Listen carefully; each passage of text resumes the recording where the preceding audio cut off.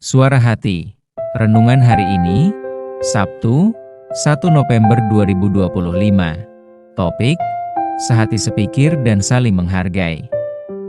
Dan jangan lupa saudaraku, membagikan renungan ini kepada orang lain, agar mereka juga mendapatkan kekuatan rohani di dalam Tuhan. Kiranya saudara diberkati oleh Tuhan kita.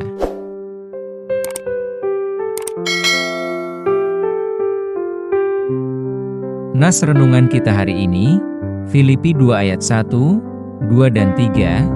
Jadi karena dalam Kristus ada nasihat, ada penghiburan kasih, ada persekutuan roh, ada kasih mesra dan belas kasihan. Karena itu sempurnakanlah sukacitaku dengan ini. Hendaklah kamu sehati sepikir, dalam satu kasih, satu jiwa, satu tujuan, dengan tidak mencari kepentingan sendiri atau puji-pujian yang sia-sia. Sebaliknya hendaklah dengan rendah hati yang seorang menganggap yang lain lebih utama daripada dirinya sendiri. Saudaraku, setiap orang pasti menginginkan adanya kerukunan dalam persekutuan. Tetapi sering kita melihatnya, bahwa persekutuan itu sering terancam atas keutuhannya, yaitu munculnya perselisihan. Mengapa selalu ada perselisihan? Ya, banyak faktor penyebabnya.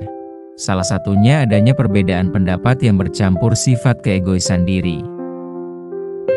Kita sering berjumpa dengan orang-orang yang menganggap dirinya lebih penting atau lebih berjasa sehingga harus dihormati. Merasa lebih baik statusnya, sehingga harus disegani dan didahulukan.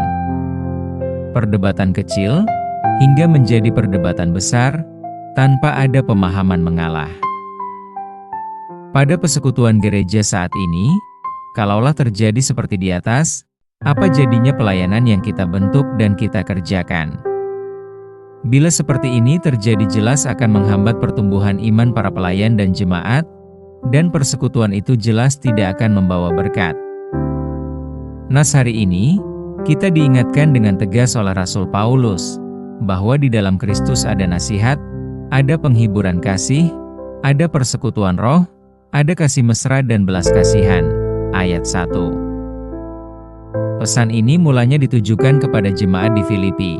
Sebab Rasul Paulus ada melihat gelagat masyarakat di Filipi yang dapat mengancam keutuhan dalam jemaat Tuhan, yang diakibatkan adanya timbul perbedaan-perbedaan pendapat yang disebabkan status, pendidikan dan sikap status sosial. Rasul Paulus meminta jemaat Filipi, dan kepada kita juga untuk menggenapi sukacita para pembawa Injil kepada kita, agar kita memelihara dan punya hati yang sama atau sehati sepikir dalam menjalankan kehendak Tuhan. Ayat 2. Sebagai seorang yang sudah percaya kepada Kristus, kita harus komit untuk memegang dan memelihara hati dan pikiran yang sama kepada sesama kita. Karena dengan cara seperti itulah, kita dapat menerapkan perintah Tuhan, yaitu saling mengasihi. Melalui nas ini, kita diingatkan, pertama, agar kita tidak memelihara sikap mementingkan diri sendiri. Karena sikap yang memelihara kepentingan diri sendiri, hanya untuk keuntungan pribadi, bukan untuk kepentingan bersama.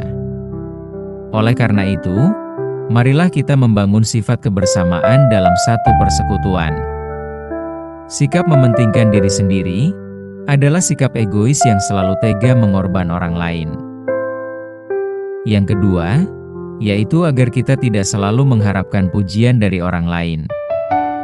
Ada banyak orang memiliki sikap yang menganggap dirinya lebih utama atau lebih hebat atau paling berjasa, sehingga layak dihormati, diutamakan, dipuji-puji dan perkataannya wajib didengar. Dalam persekutuan gereja zaman sekarang banyak kita temui. Karena banyaknya dan sering menyumbang di gereja, maka selayaknya dia ditempatkan yang baik. Hati-hatilah orang yang suka mengharapkan pujian dari orang lain. Karena Tuhan tidak menghendaki hal demikian pada orang-orang percaya kepadanya. Agar tidak timbul perpecahan, maka Rasul Paulus mengingatkan jemaat Filipi dan kita saat ini, supaya kita memelihara sehati sepikir dalam satu kasih, satu jiwa dan satu tujuan. Sehati sepikir, Artinya memiliki perasaan dan pemikiran yang sama berlandaskan kasih Tuhan. Sehati sepikir, akan membuang seluruh sikap egois dalam diri.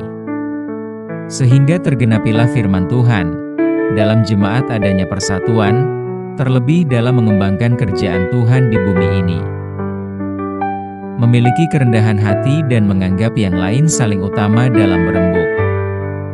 Kerendahan hati adalah sebuah kunci utama dalam menghargai orang lain. Hidup lebih mengutamakan orang lain, berarti memberi kesempatan kepada orang lain dalam memberi pendapatnya. Kerendahan hati berarti juga memandang orang lain sederajat di hadapan Tuhan. Semoga renungan ini memberi berkat bagi kita semua. Amin.